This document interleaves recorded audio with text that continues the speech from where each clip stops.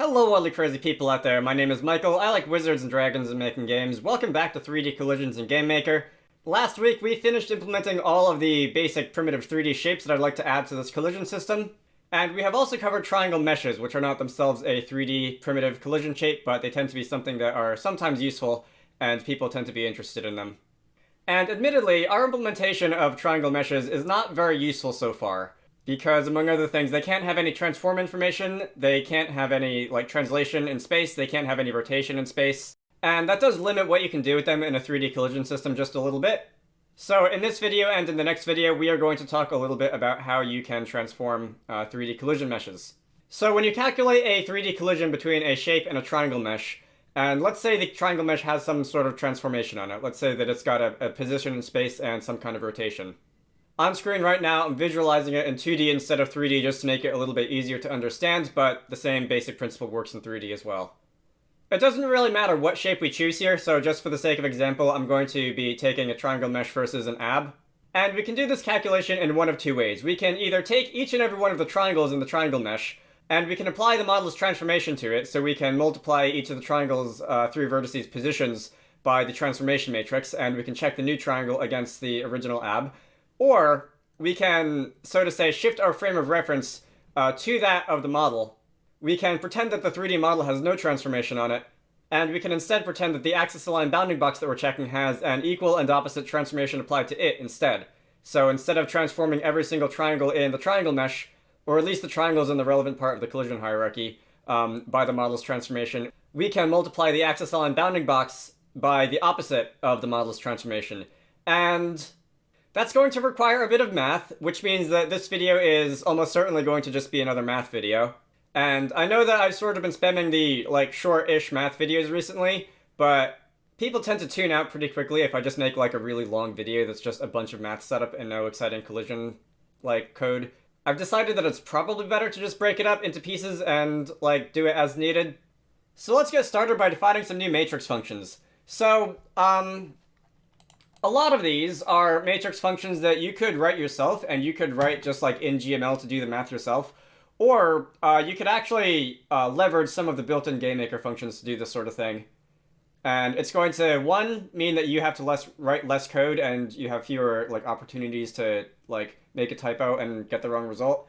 And two, it's going to be a lot faster because the built-in GameMaker runtime functions will perform quite a bit better than anything you can write in GML. So let's start with static, and I'm in the Matrix4 class down here at the bottom. So we're going to be starting with Matrix4, and I'm going to write a little matrix multiplication function. I'm going to call this mul. I'm going to say this is going to be a function which takes another matrix as an input parameter. And you may have seen matrix multiplication code in the past. Some of it may look like this or this. And I am actually not going to do any of that, and I'm going to say, let's say var mat1 array is going to be self.as linear array. So that is going to be going from a matrix represented by one of these structs here and just turning it into an array of 16 values. We can say mat2 array is going to be self.as linear array. Alright, it's me from about 20 minutes in the future. Really? Really? Can't believe myself. And we can simply return... Actually, I'll do this in 2 steps. We can say var mat result is going to be matrix multiply. We can say mat1 underscore array by mat2 underscore array. And this, likewise, is going to give us an array of 16 values, so that's just a plain old GameMaker matrix. Not one of our fancy matrices that is represented by a struct, and we can turn that back into a matrix represented by a struct, and we can say return new Matrix4, and just pass it the array as a value, and that will turn the GameMaker array, the GameMaker matrix, into one of our struct classes. So we can just lean on GameMaker's built-in matrix multiply for this, and we don't have to write any matrix multiplication code ourselves. Definitely nice, saves a little bit of time, tends to perform better. The next thing I'm going to do is I'm going to write static. I'm going to want this is a function that will multiply a vector 4 by another vector, a matrix 4 by another matrix 4. and I would like a few other matrix multiplication related functions. One of them is going to be to multiply a vector by a point, a matrix by a point, so a vector4. And that's going to be a point in space, so that's going to be a vector4 with an x, y, z, and a homogeneous coordinate of 1. I'm going to call this static mul point, and that's going to take a function. That's going to be a function which takes a point, and once again, you could write out the matrix multiplication code yourself the long way, but GameMaker provides us a very nice and handy built-in function called Matrix4Inverse, and that is going to take a transformation matrix, which can be, let's say our matrix array is going to be set as linear array once again. So this is going to convert our struct matrix from a struct into an array. We can pass in mat_array into this function. Our x can be point.x, our y point.y, and our z can be point.z. This is actually fairly new. I think in 2211, GameMaker added the ability to specify a w coordinate to the matrix transform vertex function, which is very nice for a lot of things. You can leave it as it is because the default value in our case for this multiply a matrix by a point function is fine. Or if you like, you can specify a homogeneous w coordinate of 1. We are going to want to save this result. We can say transformed point equals the result of that calculation, and we can return a new vector3 containing, since this function returns an array of 3 values, x, y, and z, we're going to need to turn that into a vector3, which is going to be transformed point index 0, transformed point index 1, and transformed point index 2. Technically, this operation should return a vector4 instead of a vector3. If you were to do this in a shader, you would get a vector4 out of it, for example. But for all practical purposes, you just care about the x, y, and z values. You don't care about what happens to the w coordinate, which I think is going to just like stay as a 1 anyway after this operation. Next, we are going to want a function that is going to also multiply a matrix by a vector, but this is going to be mul vector. Instead of multiplication by a point. The difference being that when you transform a point by a matrix, you typically want its the point's position in space, the matrix's translation part of its transformation to be accounted for, and you want the point to be like moved across space and not just rotated around the origin. But when you are multiplying a vector by a matrix, you do not want that, and that is going to be the same code as when we multiply by a point, but instead of feeding it a homogeneous coordinate of a homogeneous coordinate of 1, we are going to feed it a homogeneous coordinate of 0. Let's update the variable name here. And this is going to cause the input vector to only be rotated and scaled if the matrix has a scale, but the vector is only going to be rotated around the origin, and it's not going to be transformed in space. It's not going to be translated in space, even if the matrix has a translation component to it. If you were to multiply, for example, the face normal of a vertex in the vertex shader by the world matrix, you would multiply the world matrix by a vector4 containing the normals x, y, and z and a homogeneous coordinate of 0, and that's all we're doing here. If you want, you can take the extra step and normalize the result of this, because if you're going to be doing anything with like a surface normal or anything like that, you typically want a transformed vector to be normalized at the end of a transformation. But I'm actually going to take that out because the value that you're feeding into this function is not necessarily going to be like a normal vector with a unit length of 1. And if you need to do that, you can normalize the result after it's been returned from this function. And next, and this is going to be like the big bad, we are going to want to be able to find the inverse of a matrix. And finding the inverse of a matrix is a bit of a long and annoying ordeal, and it involves a few different steps with names such as finding the adjugate of a matrix, finding the determinant of a matrix, dividing every value in the matrix adjugate by the determinant, and returning that as your inverted matrix, and The real question, I think, is whether anybody actually wants to sit through that explanation, or if you just want to be able to use the inverse of a matrix to basically divide a transform by a matrix and, like, get the opposite transformation. And I have a funny feeling that if I were to just spend, like, the next 15 minutes writing out how to invert a matrix and find the adjugate and determinant and all that, people would just skip ahead anyway. So instead,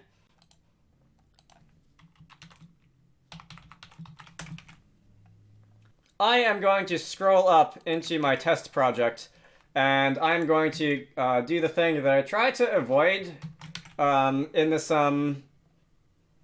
series when possible, and that is going to be that I have copied and pasted code from my test project. This is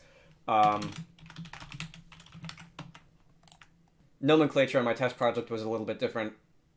This is what the inverse of a matrix looks like. Up here, we are multiplying a bunch of components of the matrix together. Just doing straight multiplication, addition, and subtraction. And we are going to be feeding those into a results array. We're going to find the determinant, which is going to be this line of code. If the determinant is 0, then that is a bit of a special case, and your matrix cannot be inverted, which is a bit of a problem if you want to be able to do something like apply the opposite of a transform to a shape. But really, for what we're doing with 4x4 transformation matrix matrices, that will never happen. You will never have a 4x4 transformation matrix with a determinant of 0. This section here is really just a formality. And then you divide the adjugate matrix by the determinant, and you return the results. There's a couple different code snippets for inverting a matrix that are floating around on the internet. This particular one, I believe, came from the heavy metal Viking dentist known as the Snitter. If you don't know him, he's been doing 3D and GameMaker stuff since, like, the dawn of time. I've used several bits of his code in videos in the past. He's a pretty fun guy. And at the end of the day, this is our inverted matrix, and we can be on our way. By the way, this function can also be used to invert a view or projection matrix if you want to do anything regarding inverting a view or projection matrix for other 3D purposes. Alright, I probably should commit all these changes, right, to GitHub, since I at least, like, I try to be good about that. Some new matrix for operations. So next, I'm going to write a few additional functions in the Matrix3 class, and I'm not actually planning on using these, but they are just bits of code that may be helpful to you later on down the line, and they're a lot like what we've done down here, but for Matrix3, and it shouldn't take too long to add them. We're going to be writing a multiplication function for a Matrix3. It's going to take the same form as our Matrix4 down here for multiplication. So GameMaker, unfortunately, does not provide a built-in matrix multiply function for a 3x3 matrix, as far as I know. This is hard-coded to work only for a 4x4 matrix or 2 arrays of 16 values. But conveniently, as it turns out, if you take 2 4x4 identity matrices, and if you take the two 3x3 matrices that you want to multiply together, and if you just transplant those into the upper left corner of the 4x4 identity matrices, and if you multiply those together, and the result is, of course, going to be a 4x4 matrix, and if you just pull out the 3x3 matrix in the upper left corner, you will get the correct answer either way, and that sounds actually quite a lot more fun than doing the matrix multiplication yourself in GML, because it's a lot of code, it's a lot of loops, it's a lot of multiplications and additions, and most importantly, it's a lot of opportunities for annoying typos to sneak in. So I'm going to do that. I'm going to do a little bit of cheating here, and I'm going to save our mat1 is going to be self.getRotationMatrix. I'm going to save our mat2 is going to be self.get. It's going to be the input matrix.getRotationMatrix, because remember, this is just going to return a 4x4 transformation matrix, which represents like a rotation, which is what we're looking for. And we can save our mat result is going to be mat1.multiply by mat2, because we've already done that work. And then we want to extract the the up our 3 by 3. So we can simply return mat result.get orientation matrix. And in hindsight, I probably should have just called get rotation matrix like get mat4, and down here get orientation matrix like get mat3 or something like that. But that code is already in use in the like call ob code, and I don't want to change it now. So that's going to return a 3 by 3 matrix with the result of ourselves multiplied by the input matrix.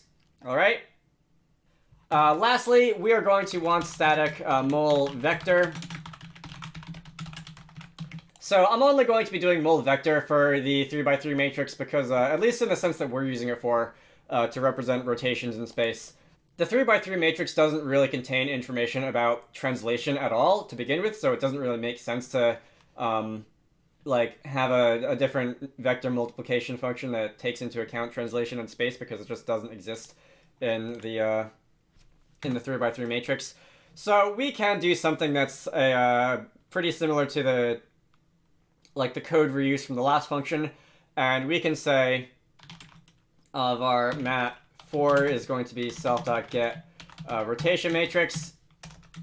To convert this into a 4 by 4 matrix, we can say var results is going to be, or transformed result, or whatever I called it last time. This is going to be mat4.mul vector by the input vector, and actually we can just return result, or we can just return this directly, because this is going to give us a vector3. And that is our mul vector function. We are just pretending that our 3 by 3 matrix representing a rotation is going to be a 4 by 4 matrix with rotation only and no translation. And I think that is worthy of another commit. This can be, what did I call the last one? Some new matrix 3 operations. So lastly, and this is arguably something that's really like not important, but I'm going to add it anyway. In the Vector3 class, I'm going to add another function to the bottom. I'm going to say static get translation matrix, and this is going to be a function which is going to return a vector4, a matrix 4 rather, and it's going to be a bit of the opposite of the get rotation matrix method of the matrix 3 class, and I still can't decide if I want to call these methods or functions, can I? Whereas a matrix 3 get rotation matrix is going to return a 4 by 4 matrix which contains only rotation and no translation information. Vector3's get translation matrix is going to be more or less the same, but it's going to instead contain no rotation information, and it's going to contain only translation information. And I can do that by saying return new matrix 4. And I'm going to break this up over multiple lines to make it a little bit easier to read. So we're going to start out by filling the first 3 lines, so the first 12 values, with what would otherwise be the identity matrix. And the 13th, 14th, and 15th values are going to be self.x, self.y, and self.z. And the last value, the 16th value, is just going to be a 1. So we have 16 values. We basically have an identity matrix with the transform information transplanted onto the 13th, 14th, and 15th values in that matrix, in this argument list, and that is going to give us a translation matrix. And this isn't something that's really that important to have, but again, it's something that might be nice once in a while. This is certainly not like 100% optimal code to do things like this, but in this case, I want the code to like look the way you would read it out loud. It's kind of what I've decided here, and that's going to be it. So that's going to be get translation matrix, I guess. And I wasn't originally going to do this, but you know what? Since we're doing this anyway, we could also just put the exact same code in the Vector4 class, just in case you want to turn that into a translation matrix, but that's not something you really want to do super often. Have I even like used a Vector4 at all in this in this project. I have, mostly for Matrix4. Okay. Well, just as a general math library item, I guess we'll leave it there. How long have I been going for? 36, almost 37 minutes. I know that a lot of that is going to be cut out due to just like awkwardness and retakes on certain lines, but alright, that's not bad. Next time, we will be talking about transformed 3D triangle meshes and how to detect collisions with those. So, my name is Michael. I like wizards and dragons and making games. I like to make videos on the weirder things you can do in GameMaker, such as including but not limited to 3D things. If you want the code for this, look for the GitHub repository down in the video description. Was that really not GitHub? Or Git, anyway. Took a moment to update there. Look for the 0.28 release for what we've done in this video. Hopefully the next time should be a little bit more exciting because we'll actually be like getting to like visual 3D collisions again. I have a Patreon, so if you want to contribute to the channel, links to that can be found in all the usual places. I definitely would appreciate it. These videos take quite a bit of work to make. If you've got any complaints about the less than optimal way that I'm implementing some of these things, feel free to air your grievances in the comments. I am going to be sticking with this. If you are a fan of Matrix Math, you are free to rewrite this however you want. I hope you all found that useful, and I will see you all later. Special thanks to Army Armbuster, DJ Gibbles, Edward Holt, GameMaker, Harold Guidry, Keyexy, Manta Ray, Sindra Larson, Squarecrow, The Oz, Vector3 and Zenjamins for supporting these videos. If you want to support the channel, head on over to the Patreon page down in the video description to join the fun.